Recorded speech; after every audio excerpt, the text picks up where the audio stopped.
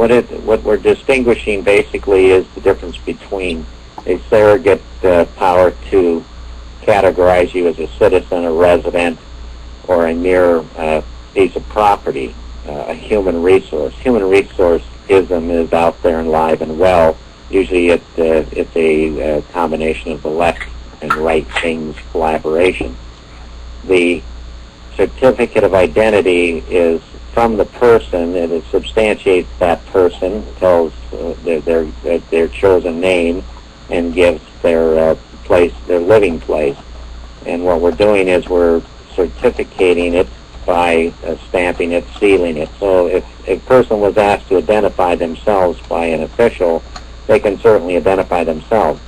But that does not place them under the jurisdiction of a typical commercial court. In other words, on that it will state very clear the bearer is at liberty and is all rights reserved without prejudice. That is a very important thing in the legal instrumentations that you see in courtrooms.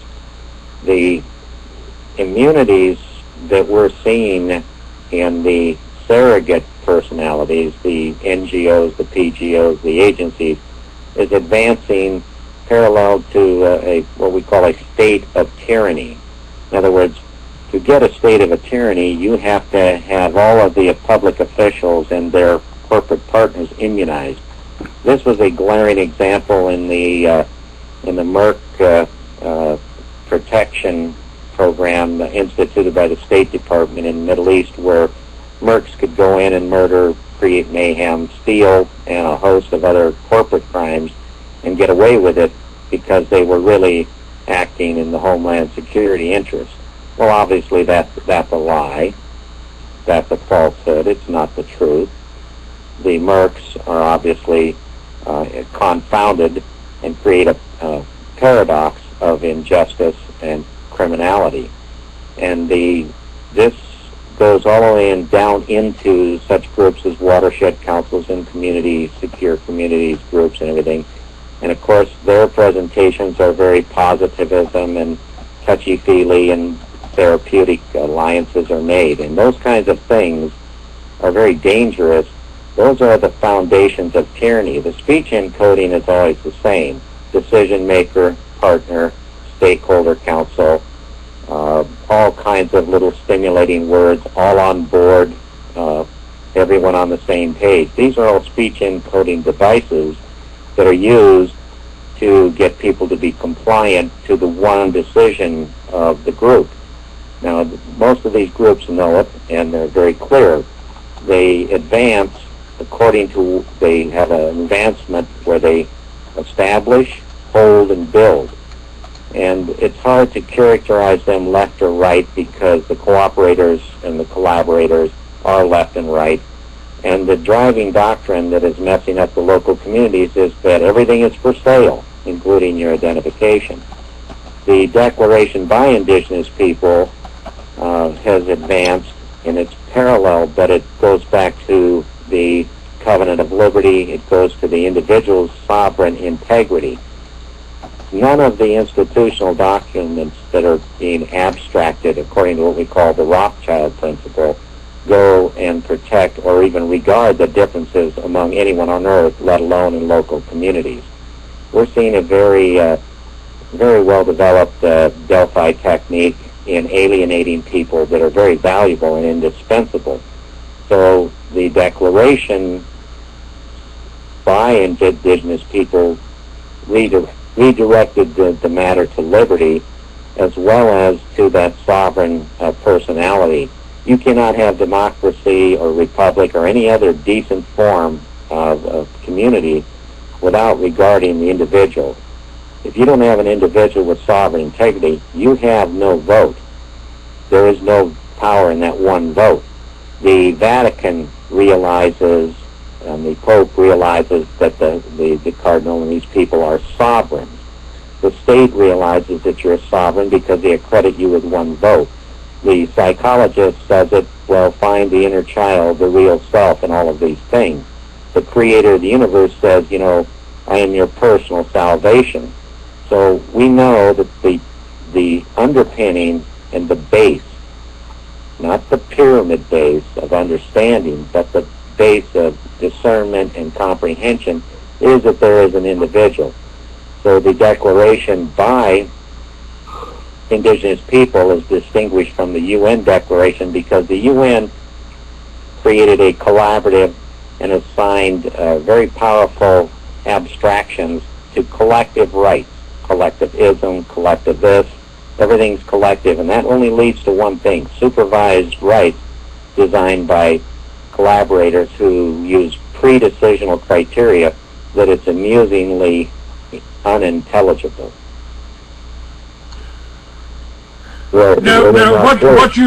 Basically what you've described to me is a very, very detailed, organized plan for one world government. Now, I've stated over and over again that the war on terror is a war against anyone, anywhere in the world, including right here in the United States, if you don't want to go along with one world government of the banksters, by the banksters, and for the banksters. You mentioned the Rothschilds. The Rothschilds, I've got 200 years of history in my book, Mystery of Babylon, 200 or 300 years history of the Rothschild family, of the international banksters.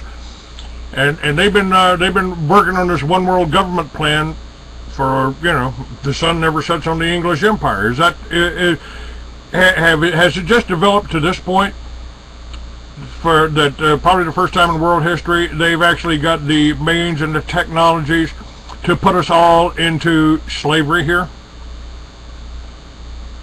Well, either or I can answer that. There is nothing new under the sun. The prehistorical people, by their archaeological horizons, proved that they had decent communities. They also had conflicts in prehistory times. The treacheries and indecency of any surrogate power is always the same. There is no conspiracy if a plan in the implementation stages, and most of the encoding has come from the banking cartels. For instance, quality of life, coming out of the International Development Bank and other cartels, is defined as income. So the purpose of this world order is very clear, that the basis of it is market-driven standards. That's under the pretense of the International Organization for Standardization, its environmental EMS programs, and so forth. All of these have gone through a process through the ICLEI, which goes into your local communities.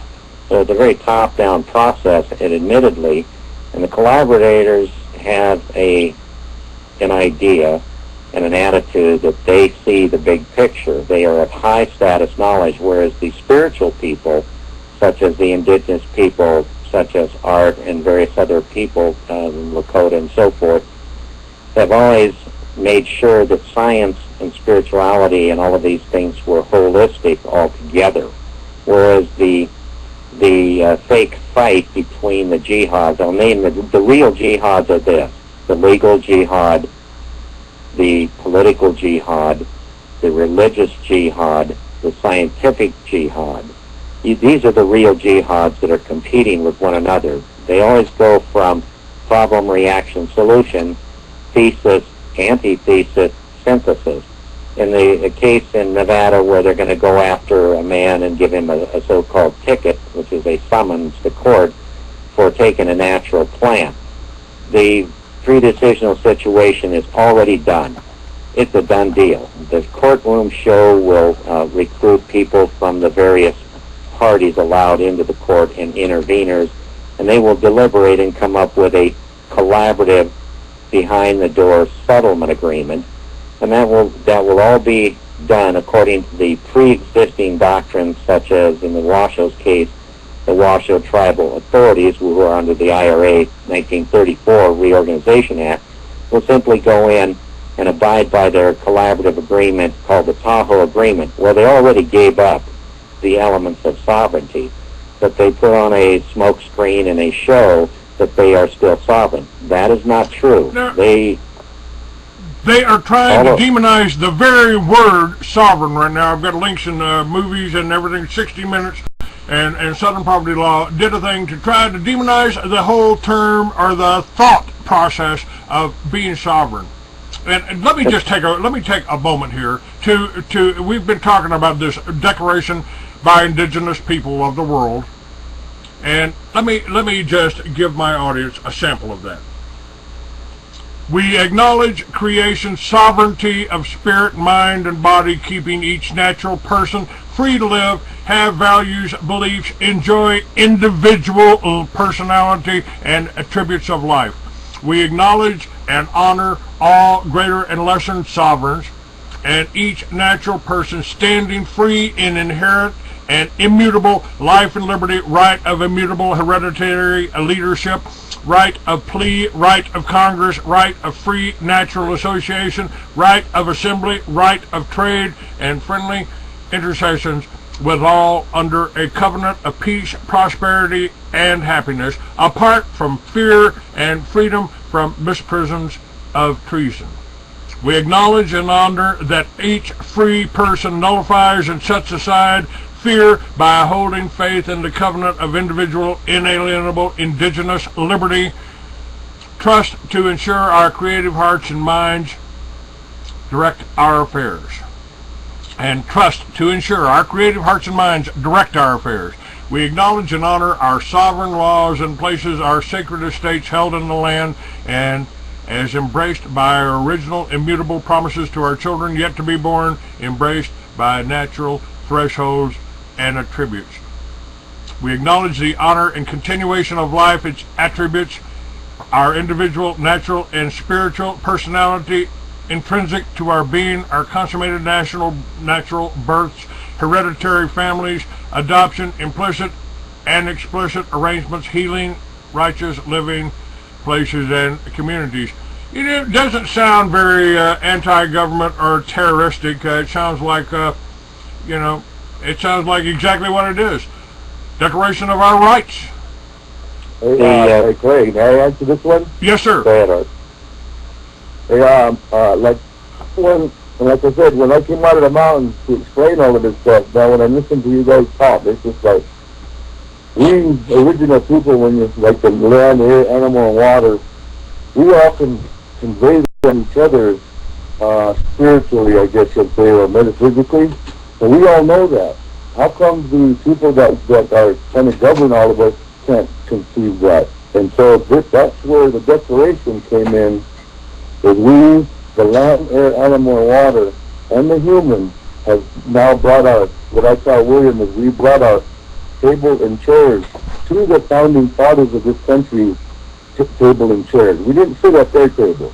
We brought our own table and chairs so that this document they created, the Declaration of Independence of this country, can now be done so that the individuals of all of our being now, we can now become the founding fathers and mothers of our country now. Here today with nothing missing. That's what this document to me makes me feel like we can all be here finally together, and let's get on with it. You know, I like this because, you know, the Constitution guarantees you the right to worship as you please. And I brought this up many times. You know, you want to bang your head against the wall, you want to stick your nose in the ground, pray to Mecca, you know, knock yourself out. You've got the freedom to do that. Worship the way you want. But don't expect me to get down on my hands and knees beside you. Don't expect me to beat my head against that wall, and don't expect me to go confess to a priest that I've committed some kind of sin when I haven't. You know, to me, the religions are about controlling, and to me, the Indians are. We should have followed the lifestyle of the Indians more closely than we did the Europeans, because the Indians lived in harmony with this country, with this land.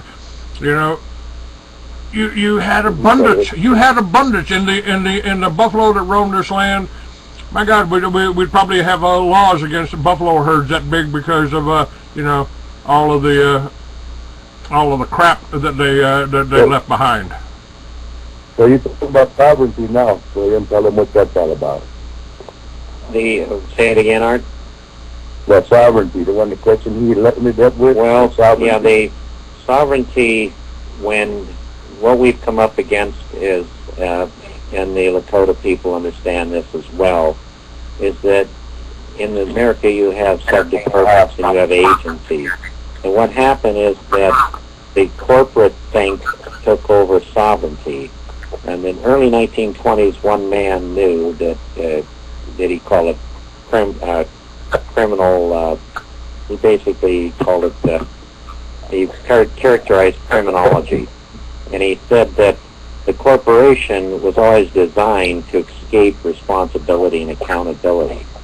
So what we've seen in Indian country is that the tribal image of sovereignty has been used to create a veil of immunity, absolute and qualified. Actually, there's no such thing as absolute immunity left in the United States or any other country, especially with the present accelerations going on.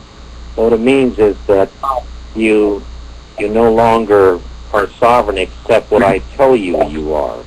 The evidence that the opposition to this declaration by Indigenous people is that they use doctrines such as the right of conquest. They use the doctrine of right of discovery. They use manifest destiny. They use eminent domain at the local administrative level to take.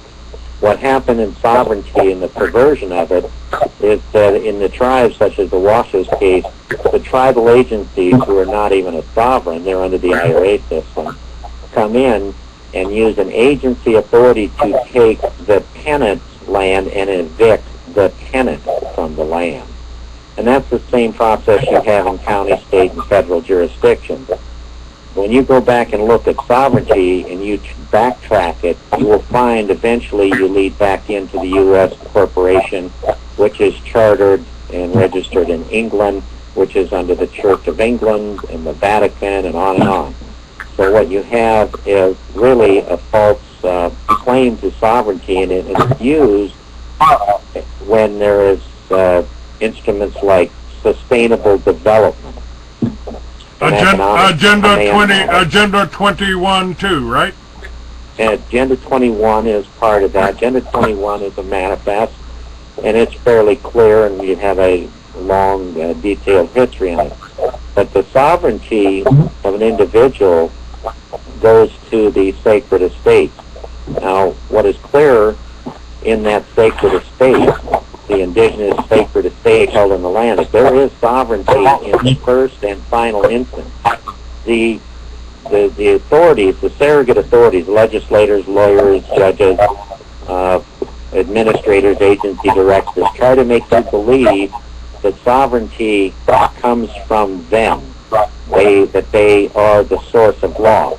That is not true. These people are not the source of law, and law is not an article of commerce that belongs to them. And what we have is this never-ending, appears to be a structured conflict, a controlled opposition. Okay, William, hold on just a minute, William. I've got a tremendous feedback here or something. Let me call you right back. I'm going to hang up on you and call you right back, okay? Okay.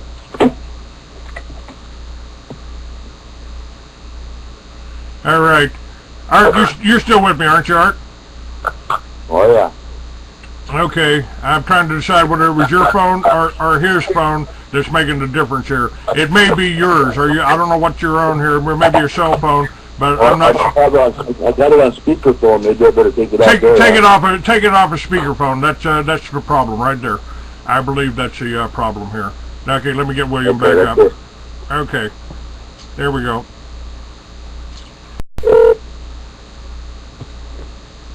Sounds a little better. Yeah, okay, William. It was Art. He had it on a speakerphone and it was echoing. But okay. We what happens is, just to reiterate, is that when you have two sovereigns, you come up with covenants like treaties. A treaty is not a social contract, and it's built between adverse parties. There's no such thing as a treaty between friendly parties.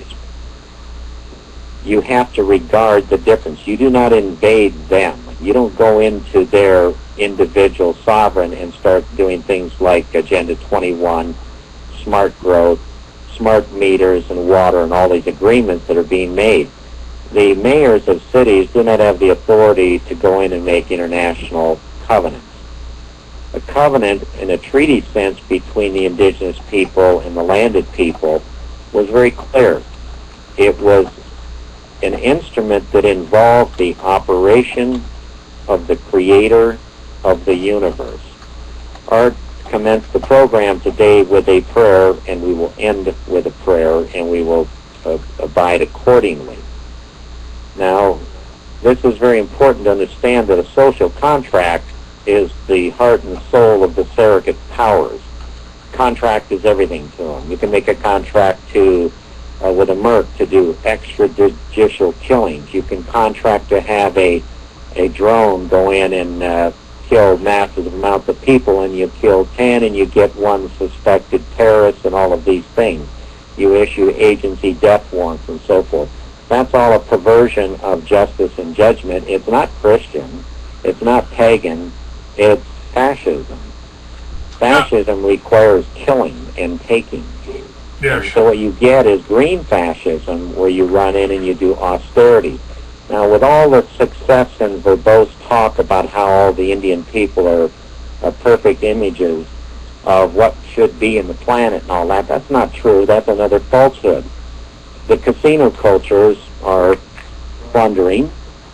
The Lakota people, Washo people, are on what we call the cheese model. That's subsidies, crummy commodities, their welfare subsidized. We will see and document a whole bunch of things this summer in Lakota country that are not very pretty and flattering for the so-called sustainable management authorities. And they're going to have to come to the reality that they have to start being accurate and tell the truth from falsehood. And we're at a point where the abstractions, and everybody is protecting everything, and oh yeah, well, if you want to protect nature, do like the Indians do. I don't think so. No, I don't think so. I think this is a matter for all indigenous people of the world to regard and respect nature. And we're seeing a very delicate situation right now in Indian country where people are confused and cannot distinguish their covenant and the regard for all things, all phenomena of life, and their subsidies and looking good and going to meetings and feeling authenticated and feeling good about themselves. And so we have to back up and take each word at a time. The reason Art is saying a prayer is to fix our discernment and our consideration of the universe to a context of something besides just a bunch of abstract words. We're not here to make people feel good about themselves. We already have a calling in ourselves as individual sovereigns. Art is likewise the auditor for Indigenous affairs. And that took him 6 years of diligent understanding of systems and values. And he brought all with him already from his spiritual background. And while the Indian tribes alienated them, they saved his life. His life became of prayer. It became of spirit. By alienating him, we ended up together, and now we work very well together because people isolated him and alienated him, and they lost a very valuable and indispensable person, a real human being, a natural human being. So we're going to go forward with the declaration, and it's not just from Art and I. This started 40 years ago on the north coast of Washington, and it was a prayer. And I was asked to do things like declarations, so it's just not us, and it's moving everywhere, and it's moving very fast among young people who really don't believe the abstract nonsense that the quackademics, the sophists, the speech encoders are giving them. It's embarrassing to go to a watershed council meeting or a community meeting because the facilitators are speech encoded to the point where you really can't discern anything. You can't do anything with their summaries, and that is their purpose, because they're coming from a we call it handled situation. There's no conspiracy. These things are coming right out of institutions and think tanks. It's not the left wing or the right wing. They're all together. They're collaborators. Okay, let me just stop you for a second, because one of the things that I proposed was a concept called Liberty Villages, which is really just getting back to the small towns, getting back to the farming communities, getting back to where we were before the Depression, where 40% of Americans lived and worked on farms or ranches. We grew our own food, we produced our own food, and we were top in the world. We were doing well. When the Federal Reserve came in and took over the banks, of the ninth plank on the Communist Manifesto was instituted. It's called corporate farms. And now this was part of rural cleansing. What happened was the doctrine of rural cleansing came in through the green movements, the so-called green movements. They're actually heavy left-wing movements, globalist cartel movements. What happened was the people on small ranches and farms went through a process of inclusionary rezoning. And the inclusionary rezoning said you're not viable and you are. So larger corporations took this as a opportunity to do this. And this is a doctrine out of your universities in this country and colleges. It's called intertemporal human capital transport to optimal consumption pathways. We call it metroplexing. In other words, they force everybody into the cities, and then you sell the quality of life to the highest payer as a product of the government. So what happens in that dilemma, that paradox, is you create surpluses of people. Now we're starting to look at austerity and eugenics. By creating surpluses of people, you essentially have to get rid of some. So you go into the eugenics movement, you start looking at atrocities, Holocaust, genocide. Limited genocide is a doctrine, and you start eliminating people in the interest of carrying capacity under the green shield. This is evident in the carbon footprint taxation and so forth. The cap and trade system, all of these things that are coming out of that are under derivative speculation. The falsity in the global warming climate crisis is that you can go in and look at their what they call proof of concept. And that's a business doctrine that shows that you're making some bucks off it. When you go in and look at the global warming economy, you're going to see failed mitigation in all of the deep scientific papers, which I have thousands of pages of. And the scientists agree, and this includes the IPCC people, that all the mitigation is failing. Well, one team wants more force and effect. Another one wants mutuality and regard. The declaration by indigenous people goes to mutuality and regard, whereas the UN doctrine on the rights of indigenous people goes to force and effect and inclusionary rezoning and absolute final decision making at the top. There is no contingency. There is no wild card. There is no escape. It's a done deal. Fact. Legal, international law fact. Most of the tribal authorities are trying to come up with a legitimate-looking replacement of the British accredited registry for lawyers. They're trying to reinvent the bar so it looks good to the sovereign, so that the people actually believe that they're under a new legal authority. The fact of the matter is that the myth of the rule of law goes to a political court. In a political court, you have a judge or administrator, and that administrator believes in a particular precept or religion. They belong to a fraternity, such as the Bar Association, and they follow social doctrines based on their interaction with the community. When you get into IRS things, you'll actually see a CAFRA paper trail, how Section 508 goes into anonymous bonds. That is a paper trail as to what judges